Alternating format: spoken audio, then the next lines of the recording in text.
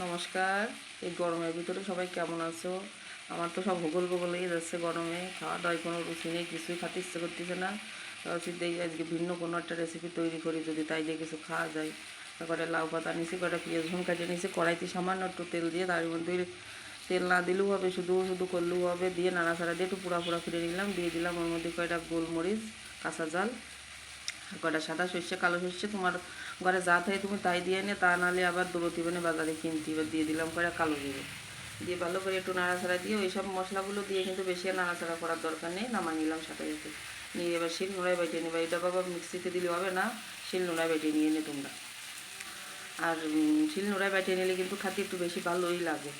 বেটে নিলাম, দেখিস ওই হালকা ভাজা পুরা পুরা মশলা আবার বেটে নিয়েছি, ভালো মিহি করে বাইটে নিলাম। নিয়ে ওর মধ্যে একটুখানি সরিষার তেল আর একটু দিয়ে নেবো জল,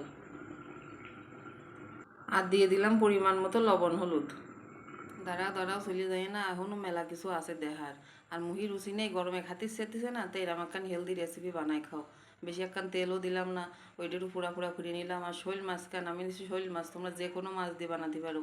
আর মাছটা কিন্তু ভাপা হবে, আর দিয়ে দিলাম লাল পাতা। সব কিছু স্বাস্থ্যসম্মত, শরীরেরও কোনো সমস্যা হবে না গরমে। এইটা তোমরা নিঃসন্দেহে এই রেসিপিটা করে খাতে পারো, যাদের মুখে রুচি নেই তাদের জন্য করছি।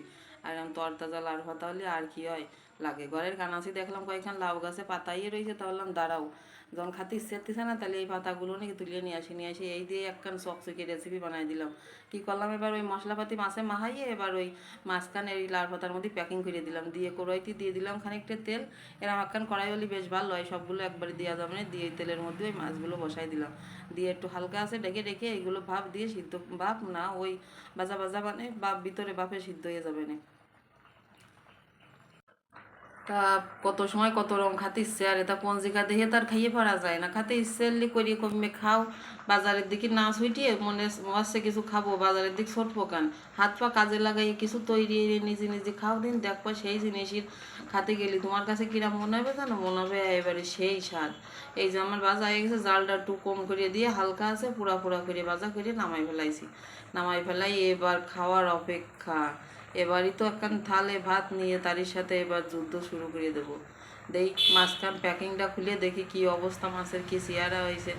তা তোমাকে যদি এই রেসিপি ভালো লাগে তোমরাও এরকম করে খাইয়ে দেখে নে, একদম মনে আসছে তো ভালো হবে, চেহারা দেখে তো মনে আসছে একেবারে সেই স্বাদ।